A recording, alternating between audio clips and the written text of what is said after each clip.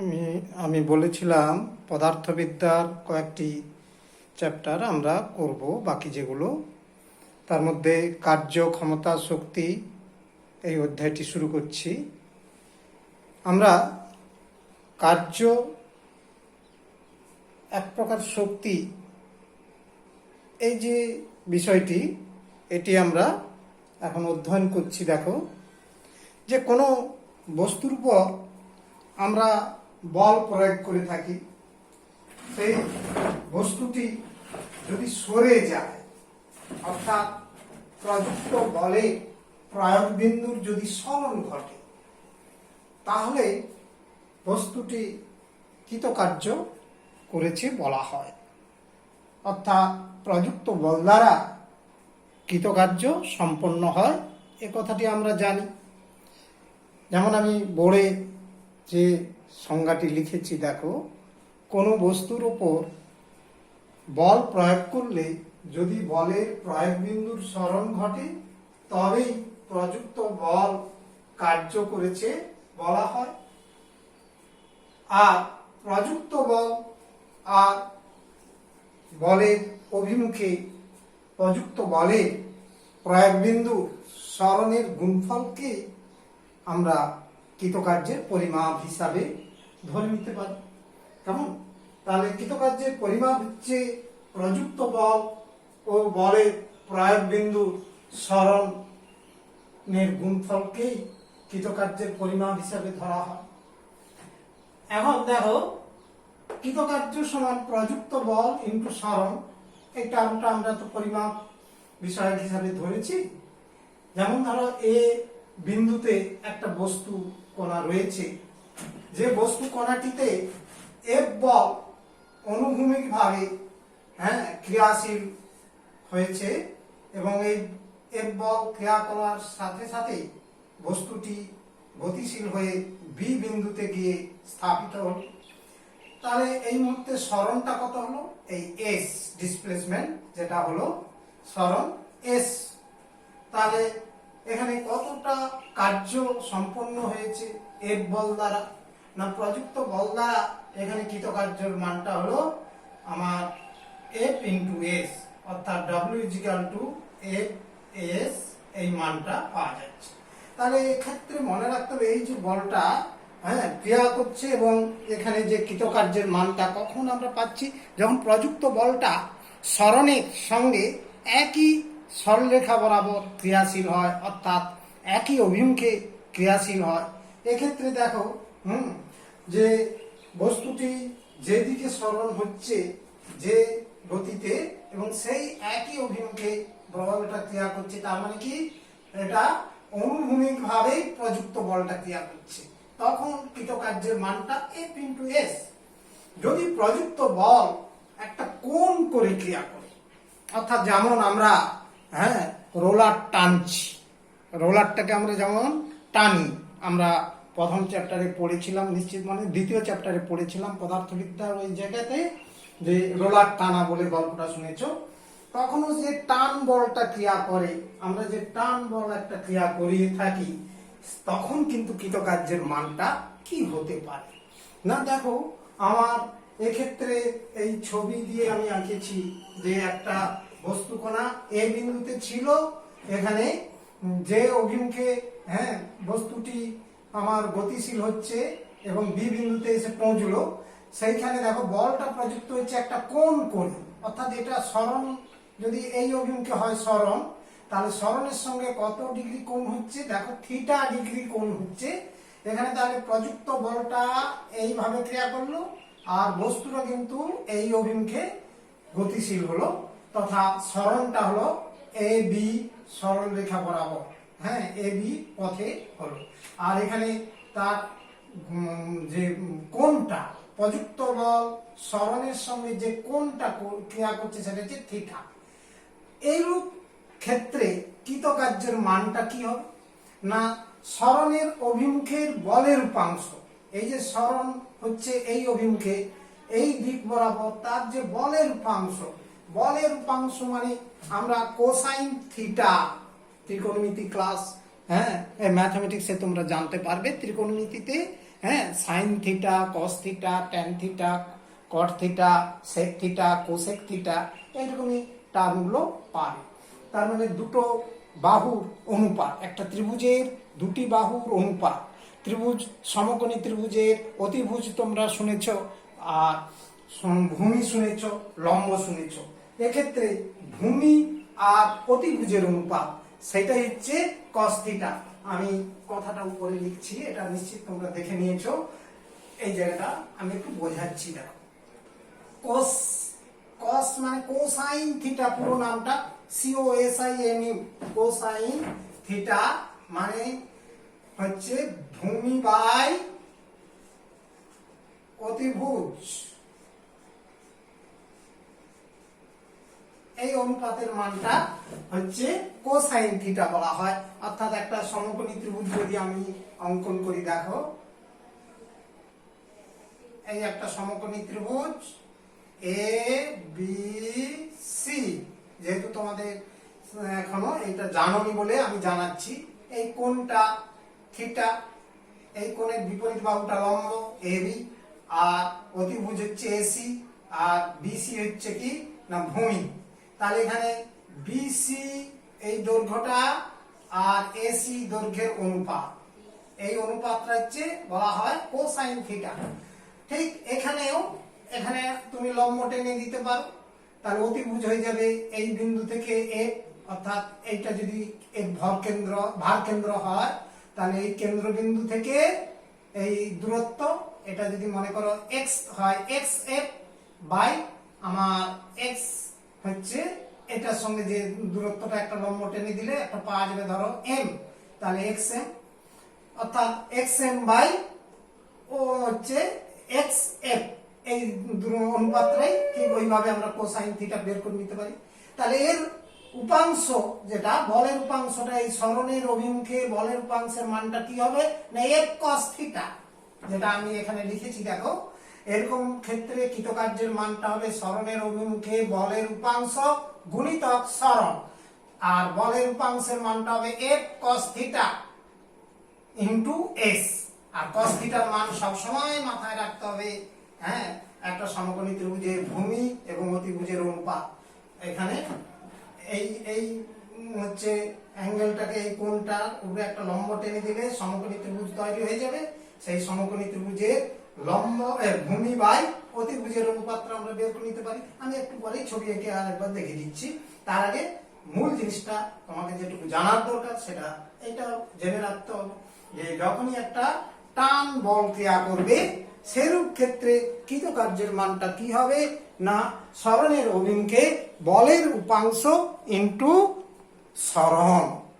তার মানে এই মানটা হলো f cos theta into s, that is w equal to, এই ফর্মুলাটা পাওয়া গেল। তাহলে এখানে যে কথাটা আমি বললাম, সেটাকে একটু ছবি এঁকে তোমাদের আরো সহজ করে বুঝিয়ে দিচ্ছি। দেখো, এই বস্তুটা এই বিন্দুতে রয়েছে, এটা এই অভিমুখে গতিশীল হয়ে এই বি বিন্দুতে এসে গেল, বলটা ক্রিয়া করছে F বল। এবার এটাকে আমরা বাড়িয়ে দিলাম, একটা কেন্দ্রবিন্দু পাওয়া যাবে, আর এইটাও বাড়িয়ে দিলাম।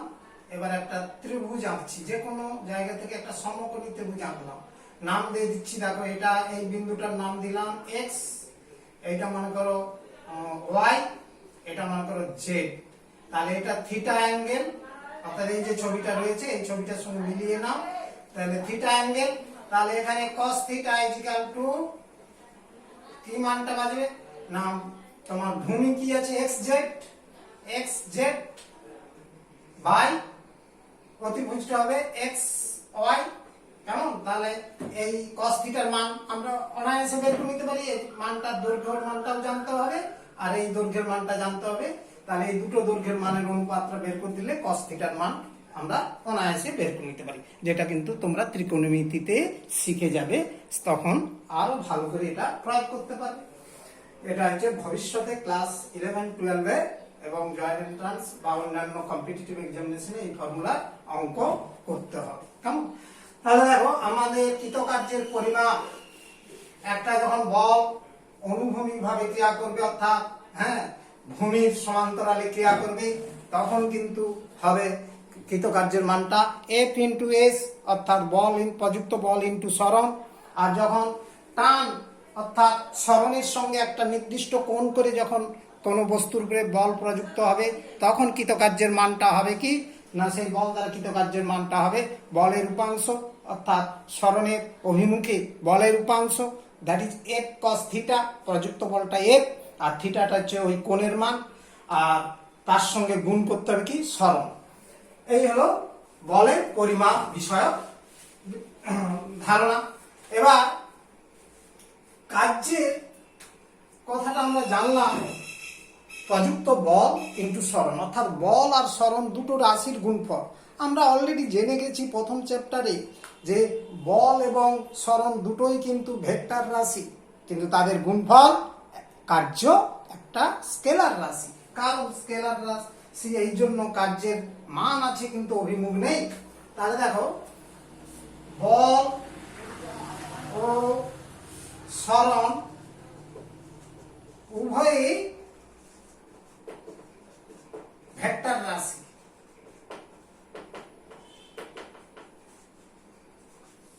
কিন্তু উহাদের গুণফল, উহাদের বল এবং সরণের গুণফল তথা কার্য একটি স্কেলার রাশি।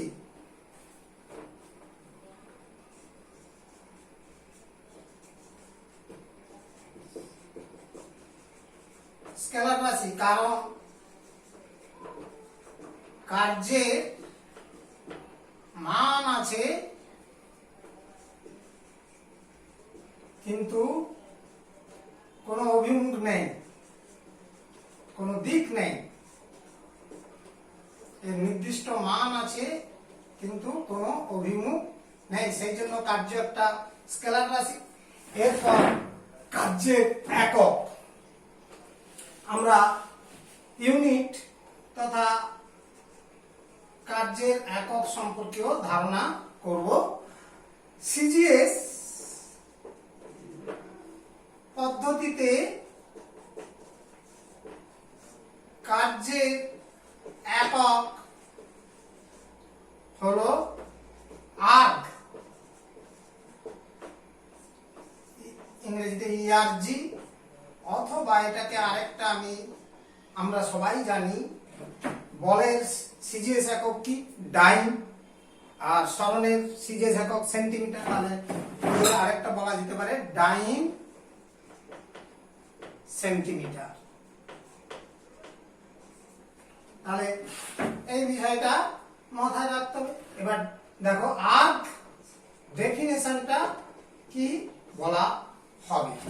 দেখো আমরা যদি এক ডাইন বল কোনো বস্তুর উপর প্রয়োগ করি, কোনো বস্তুর উপর এক ডাইন বল প্রযুক্ত হলে যদি বলের অভিমুখে বলের প্রয়োগ বিন্দুর সরণ 1 সেন্টিমিটার হয়, তবে কৃতকার্যের মানকে বলা হয় 1 আর্ক। তাহলে কি বললাম দেখো, যে কোন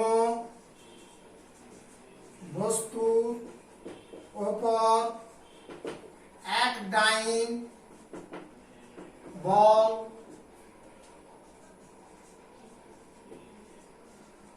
প্রয়োগ করলে যদি প্রযুক্ত বলে অভিমুখে বলে প্রয়োগ বিন্দু, যে বিন্দুতে বল প্রযুক্ত হয় সেই বিন্দুটাকে প্রয়োগ বিন্দু বলে। প্রয়োগ বিন্দু যদি বলে প্রযুক্ত বলের অভিমুখে বলের প্রয়োগ বিন্দু সরণ 1 সেন্টিমিটার হয়, তবে কৃতকার্যকে বলা হয়, তবে এক্ষেত্রে কৃতকার্যকে বলা হয়, যে পরিমাণ কার্য করা হলো তাকে 1 আর্ক বলে। এই ক্ষেত্রে কৃতকার্য কে এক আর বলা হয়। কেমন ডিফাইনটা এইভাবে বা বিকল্প তোমরা নিজেরাও করে নিতে পারবে বই থেকে সহজে। আর একটা হচ্ছে এসআই পদ্ধতিতে বলের কার্যের একক বা এমকেএস পদ্ধতিতে কার্যের একক আমরা জানি কি না জুল। কার্যের একক হলো জুল, দ্যাট ইজ যে দিয়ে প্রকাশ করা হয়, অথবা এটাকে বলতে পারো নিউটন মিটার। আচ্ছা, ঠিক এর সংজ্ঞাটাও জুলের সংজ্ঞা আমরা একইভাবে বলতে পারি, সব এসআই এককে পরিমাপগুলো বলতে হবে। যে কোনো বস্তুর পর 1 নিউটন বল প্রয়োগ করলে যদি প্রযুক্ত বলের অভিমুখে বলের প্রয়োগ বিন্দুর সরণ 1 মিটার হয় তবে সেক্ষেত্রে কৃতকার্যকে 1 জুল বলা হয়। হ্যাঁ, তবে সেক্ষেত্রে যে কৃতকার্যের পরিমাণকে বলা হয় 1 জুল। সেক্ষেত্রে কৃতকার্যকে 1 জুল কৃতকার্য বলা হয়। তার মানে এই হচ্ছে আমার কার্যের এসআই এবং সিজিএস একক সম্পর্কীয় ধারণা তোমাদের মাথায় রাখতে হবে। এবার লক্ষ্য করার বিষয় আরো একটি আমরা ব্যবহারিক একক সম্পর্কীয় ধারণা একটু করে রাখছি, যে কার্যের ব্যবহারিক একক একটু মনে রাখতে পারলে ভালো হয়, খুব এসেনশিয়াল নয় তবু বলছি। আমরা জানি অলরেডি যে ব্যবহারিক একক যেমন কিলো জুল এবং mega joule. Already kilo mega টার্মটা তোমরা জানো। 1 কিলো জুল এটাও ব্যবহারিক একক হিসেবে আমরা ব্যবহার করি, দ্যাট ইজ 1000 জুলকে 1 কিলো জুল বলে। আর 1 মেগা জুল মানে 10⁶ জুল। হ্যাঁ, মেগা টার্ম যখন ব্যবহৃত হয় 10⁶ দিয়ে কোনো টার্মটা গুণ করতে হয়, তার মানে 10⁶ হচ্ছে জুল মানে 1 মেগা জুল। নেক্সট দেখো কার্যের শ্রেণী বিন্যাস। কার্যের শ্রেণী বিন্যাস। এখন প্রযুক্ত বল যখনই ক্রিয়া করুক, যে কোনো বস্তুর পর বল প্রয়োগ করলে সেই বলের সরণ হয়, বলের প্রয়োগ বিন্দুর যে সরণ হয় সেই সরণের অভিমুখ আর প্রযুক্ত বলের অভিমুখের উপর নির্ভর করে আমরা কার্যকে 2 প্রকার বা 2 ভাগে ভাগ করতে পারি। তার মানে বস্তুর সরণের অভিমুখ অনুযায়ী বল 2 প্রকারের, কার্য 2 প্রকারের হয়। হ্যাঁ, বস্তুর সরণের অভিমুখ বা দিক অনুসারে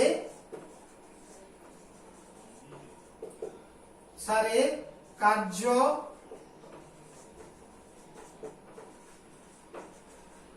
দুই প্রকারের হয়, যথা নাম্বার 1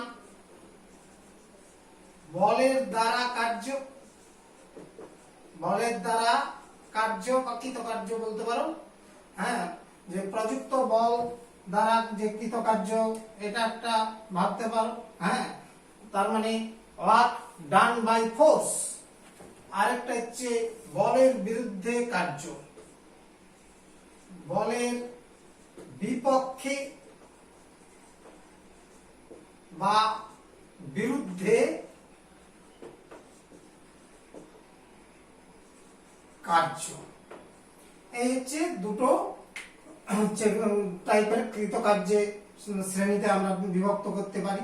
কোন বস্তুর উপর বল প্রয়োগ হলে যদি বলের প্রয়োগ বিন্দুর সরণ বলের অভিমুখে হয়, তাহলে আমি কি বললাম দেখো, কোন বস্তুর উপর বল প্রয়োগ হলে আমরা প্রথমটা বলছি বলের দ্বারা কৃতকার্য।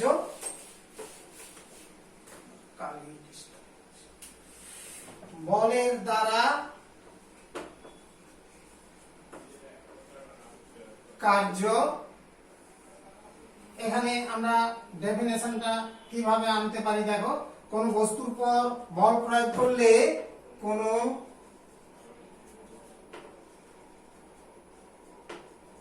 বস্তুর উপর বল প্রয়োগ করলে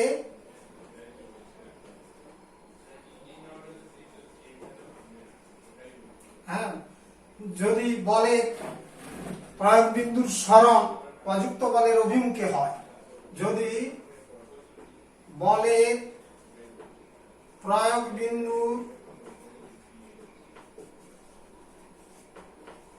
সরণ অর্থাৎ বস্তুটা যেদিকে সরবে আর বলটাও সেই দিকে ক্রিয়া করবে, এই কথাটা বলা হচ্ছে। যদি বলের প্রয়োগ বিন্দুর সরণ প্রযুক্ত বলের অভিমুখে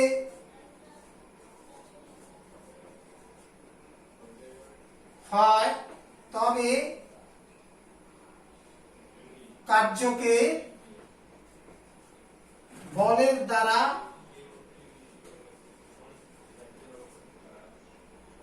কার্য বলা হয়।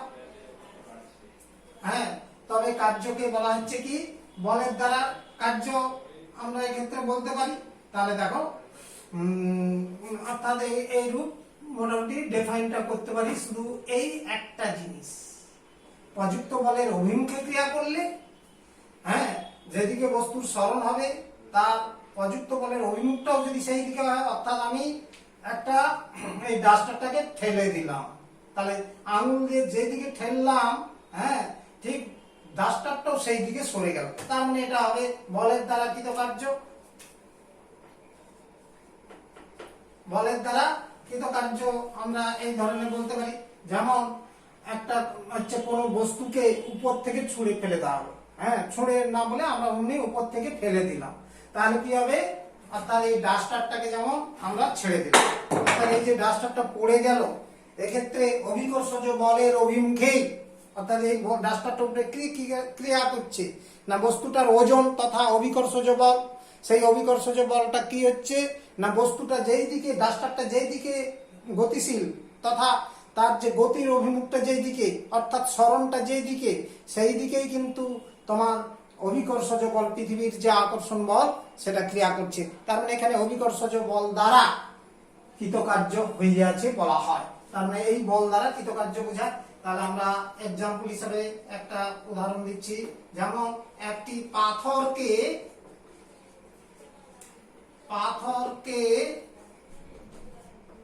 উপর থেকে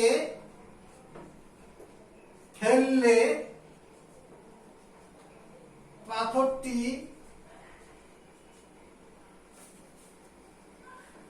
উপর থেকে ফেললে পাথরটি নিচে দিকে নেমে আসে। এক্ষেত্রে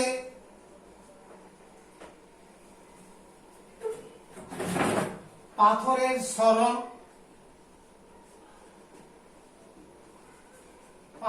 সরণ ও অভিকর্ষজ বল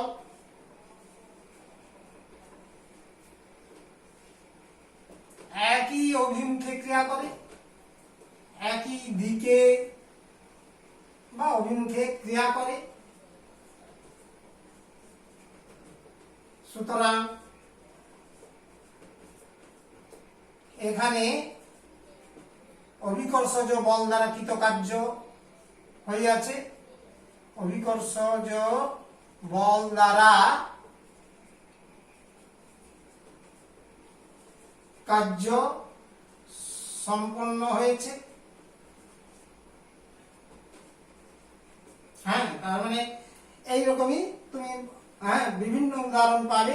একটা টেবিলের উপরে একটা বইকে ঠেলে দিলে বইটা সরে যায়, সেক্ষেত্রেও বলতে পারো ওই যে তুমি প্রযুক্ত বল, যে বইটার উপরে বলটা প্রযুক্ত হলো, সেই বল দ্বারা কৃতকার্য হয়েছে, অর্থাৎ বস্তুটির সরণ বা কৃতকার্যের মানটা হবে কি প্রযুক্ত বল দ্বারা হয়েছে।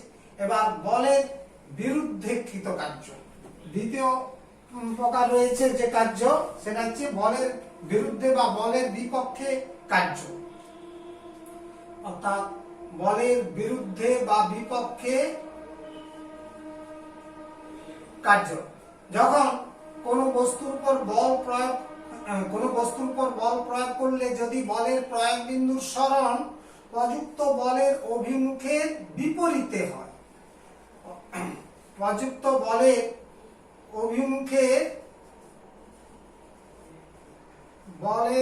অভিমুখটা যেদিকে আছে অভিমুখের তার উল্টো দিকে হয়, বিপরীতে হয়, কিটা না সরণ হয়, তবে বলের বিরুদ্ধে কার্য করা হইয়াছে বলা হয়। কেমন? তবে বলের বিরুদ্ধে কার্য করা হয়েছে বলা হয়। কেমন? যেমন একটি বস্তুকে ওপরের দিকে যদি আমরা তুলি, কোনো বস্তুকে আমরা মাটির ভূপৃষ্ঠ থেকে উপরের দিকে যদি ওঠাই, যেমন ধরো এই ডাস্টারটা রয়েছে, এটাকে আমি উপরের দিকে তুললাম। এই উপরের দিকে তোলার সময় ডাস্টারটির সরণ উপরের দিকে হচ্ছে, কিন্তু অভিকর্ষজ বল নিচের দিকে ক্রিয়া করছে। তাহলে এখানে প্রযুক্ত বল, অভিকর্ষজ বল আর বস্তুর সরণ পরস্পর বিপরীতমুখী হয়। তাহলে এক্ষেত্রে কি হবে? বলের বিরুদ্ধে কার্য করা হইয়াছে, অর্থাৎ অভিকর্ষজ বলের বিপরীতে ক্রিয়া করে কার্য হয়েছে বলা হয়। তার মানে আমি একটা এক্সাম্পল এরকমই তুলে নিতে পারি। হ্যাঁ, যেমন একটি বস্তুকে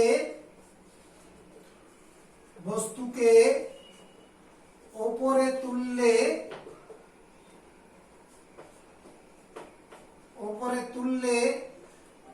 যে অভিকর্ষজ বল ও বস্তুর সরণ পরস্পর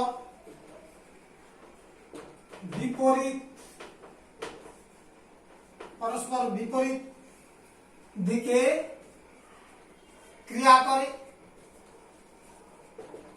সুতরাং এখানে অভিকর্ষজ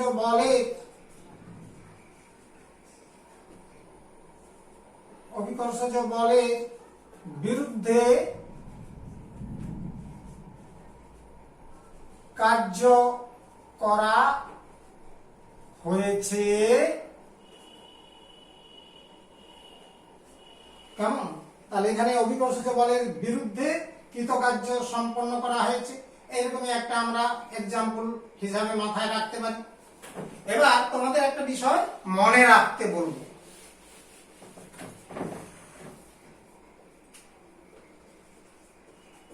মনে রাখবে একটা বিষয়, যে কোন বস্তুকে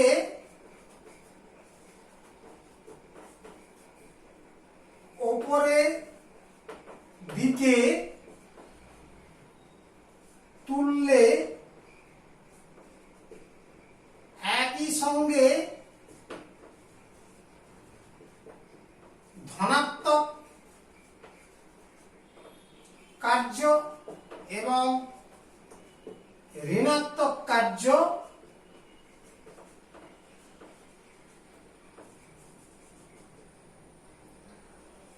হয়ে থাকে। এবার ধনাত্মক কার্য কোনটা না? বলের দ্বারা কার্যকে বলা হচ্ছে ধনাত্মক কার্য, আর বলের বিরুদ্ধে কৃত কার্যকে বলা হয় ঋণাত্মক কার্য। এবার এক্ষেত্রে কি না, যখনই আমি এই বস্তুটাকে উপরের দিকে তুলছি, তখন অভিকর্ষজ বলের বিরুদ্ধে কৃত কার্য হয়েছে, এই কার্যটা ঋণাত্মক কার্য। আর বস্তুটা উপরে তোলার জন্য যে বল প্রয়োগ হয়েছে, সেই প্রযুক্ত বলের অভিমুখেই কিন্তু বস্তুটির সরণ হয়েছে। তাহলে এখানে প্রযুক্ত বল দ্বারা, অর্থাৎ আমরা যে বলটা ওর উপরে প্রয়োগ করলাম তোলার জন্য, সেই বলটার দ্বারা কিন্তু কৃতকার্য হয়েছে। কেমন? তাহলে দুটো বল এখানে ক্রিয়া করছে, একটা প্রযুক্ত বল আর একটা অভিকর্ষজ বল। প্রযুক্ত বল দ্বারা কৃতকার্য হয়েছে আর অভিকর্ষজ বলের বিরুদ্ধে কার্য হয়েছে। তার মানে একই সঙ্গে ধনাত্মক কার্য কোনটা না? প্রযুক্ত বলের অভিমুখে, অর্থাৎ সরণের অভিমুখ আর ক্রিয়াশীল বলের অভিমুখ একই দিকে হলে তখনই কিন্তু আমরা সেটাকে ধনাত্মক কার্য বলে থাকি। অর্থাৎ বলের দ্বারা কার্যকে ধনাত্মক কার্য বলে, আর বলের বিরুদ্ধে কার্যকে ঋণাত্মক কার্য বলে। তাহলে এখানে একসঙ্গে দুটো কৃতকার্য হয়েছে। কথা বুঝতে পারলে নিশ্চিত। আমি আর এটা লিখছি না, তোমাদেরকে শুধু বোঝাচ্ছি যে যখনই কোনো বস্তুকে উপরের দিকে তুলবে একই সঙ্গে ধনাত্মক এবং ঋণাত্মক কার্য হয়। যে ক্ষেত্রে এখানে বস্তুকে তোলার জন্য যে বল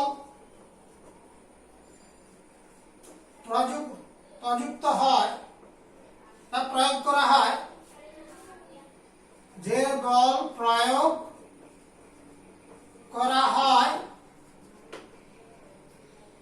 কেমন বস্তুর সরণ ওই বলে, ওই প্রযুক্ত বলে অভিমুখে ঘটে থাকে, অভিমুখে হয়ে থাকে। বস্তুর সরণটা ওই অভিমুখেই হয়ে থাকে, ওই বলের অভিমুখেই হয়ে থাকে। তাই প্রযুক্ত বল দ্বারা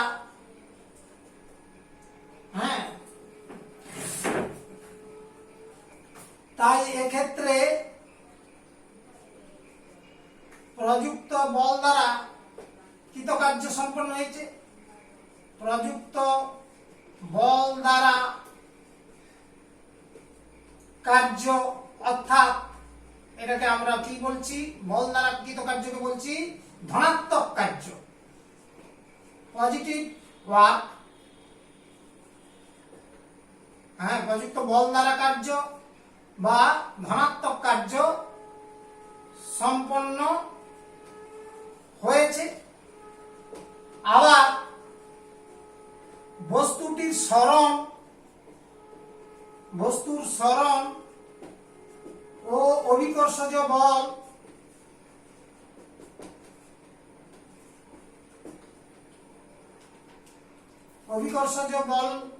বলের অভিমুখ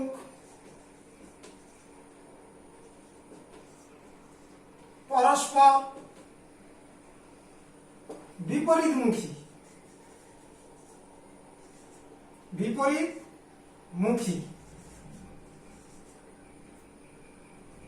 হয়। তাই এখানে অভিকর্ষজ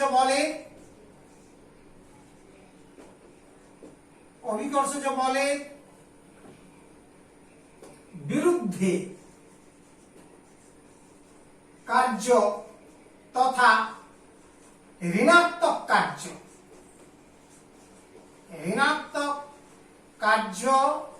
ও সম্পন্ন হয়েছে। তাহলে দুটো কার্যই একসঙ্গে সম্পন্ন হয় যখন কোনো বস্তুকে অভিকর্ষজ বলের বিরুদ্ধে ওপরের দিকে তোলা হয়। তাহলে এই হলো মনে রাখার বিষয়। এটা একটু তোমাকে যদি বলা হয় একই সঙ্গে ধনাত্মক এবং ঋণাত্মক কার্য সম্পন্ন হয় এমন একটি উদাহরণ দিয়ে ব্যাখ্যা করো, বোঝা, তখন এই ধরনের এক্সাম্পল দিয়ে তোমরা বলতে পারবে। নেক্সট হচ্ছে কার্যহীন বল কাকে বলে। No work force. কার্যহীন বল কাকে বলা হয়? যে কোনো বল যদি কোনো বস্তুর গতির অভিমুখে লম্ব দিকে ক্রিয়া করে, যে কোনো বল কোনো বস্তুর গতির অভিমুখে যেদিকে বস্তুটা গতিশীল হয়, যে কোনো বস্তুর গতির অভিমুখের লম্ব দিকে, যে একটা বল যখন বস্তুটা যেদিকে গতিশীল হচ্ছে তার সেই গতির অভিমুখের সঙ্গে লম্বভাবে ক্রিয়া করে, লম্ব দিকে ক্রিয়া করে,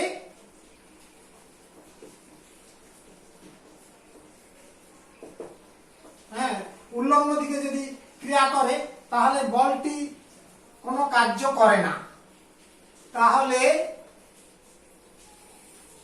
ক্রিয়া করে তাহলে বলটি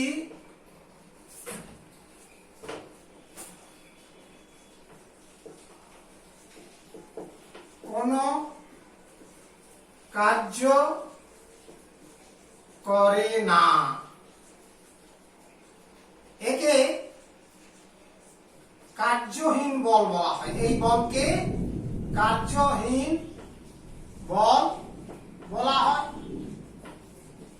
আমি এক্সাম্পল দিলে পরিষ্কার হয়ে যাবে যে কি না, আমরা ধরো আমি এই ডাস্টারটা নিয়ে হেঁটে হেঁটে চলে যাচ্ছি, কেমন? তাহলে এই যে আমি ডাস্টারটা নিয়ে হেঁটে হেঁটে চলে এলাম, দেখো ডাস্টারটার একটা সবসময় অভিকর্ষজ বল ক্রিয়া করছে নিচের দিকে, তার মানে এই ডাস্টারের একটা ওজন আছে, ওজন এমজি। সেই এমজি বলটা আমি যেদিকে যাচ্ছি, মানে ডাস্টারটা সরণ যেদিকে হচ্ছে তার সঙ্গে সবসময় প্রতিটা মুহূর্তে কি হচ্ছে, উল্লম্ব ভাবে ক্রিয়া করছে, লম্ব ভাবে ক্রিয়া করছে, সেই সরণের সঙ্গে লম্ব ভাবে ক্রিয়া করছে। তাহলে এখানে এই অভিকর্ষজ বলের দ্বারা কোনো কার্য হচ্ছে না, তার মানে এই অভিকর্ষজ বলটা এখানে হবে কি কার্যহীন বল। তাহলে আমি একটা এক্সাম্পল দিচ্ছি, যেমন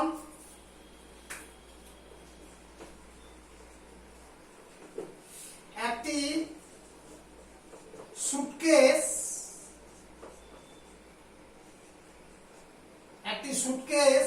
তার তো সময় দন্ত স হবে,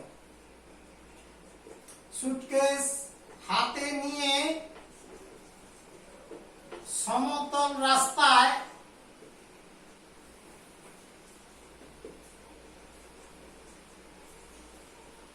হেঁটে গেলে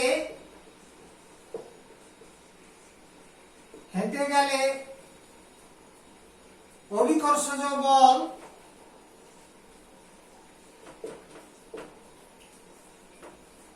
দ্যাট ইজ, ঘুরে বলতে পারো অথবা লিখে দিচ্ছি ব্র্যাকেটে, সুটকেসের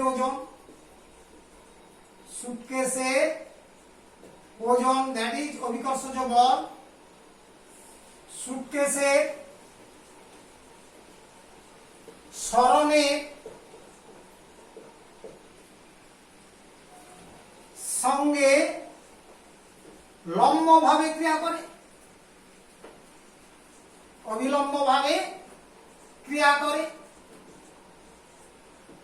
তাই এখানে অভিকর্ষজ বল বা সুটকেসের ওজন, অভিকর্ষজ বল বা সুটকেসের ওজন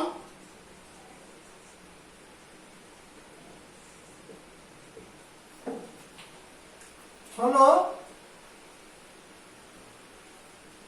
কার্যহীন বলের উদাহরণ। তাহলে এই হলো আমরা একটা মাথায় রাখার মতো বিষয়, একটা মনে রাখতে হবে। নেক্সট দেখো একটা কোশ্চেন তোমাদের বলছি যে একটি বল দ্বারা কৃতকার্য কখন শূন্য হতে পারে, হ্যাঁ কোন কোন শর্তে শূন্য হতে পারে। যে একটি বল দ্বারা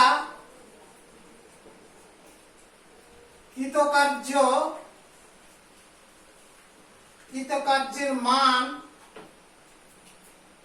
কখন কখন শূন্য হতে পারে, যে কোন কোন ক্ষেত্রে একটা বল ক্রিয়া করলাম কিন্তু সেই বলটা কোনো কাজ করলো না, মানে জিরো হয়ে গেল, কার্যের মানটা শূন্য হয়ে গেল।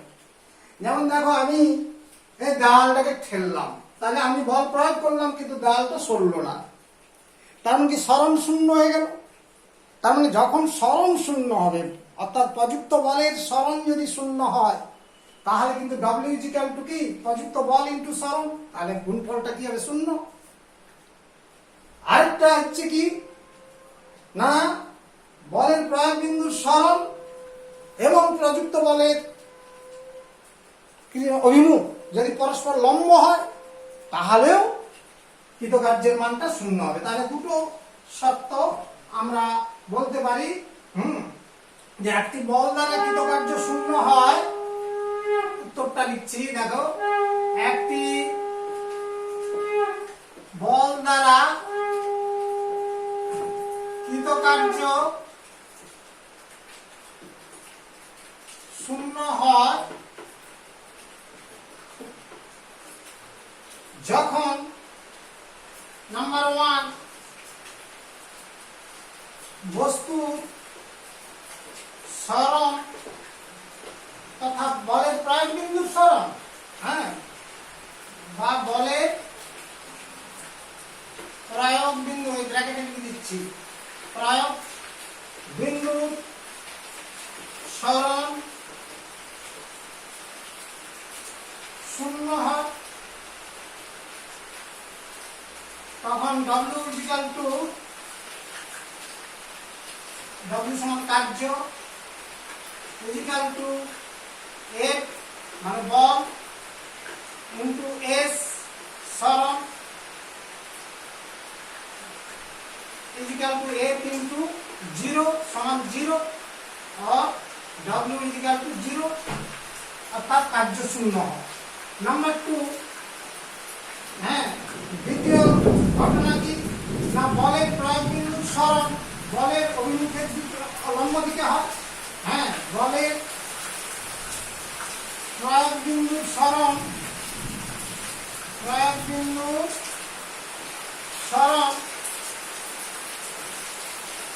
বলের প্রয়োগ বিন্দুর সরণ বলের অভিমুখে, প্রযুক্ত বলের অভিমুখে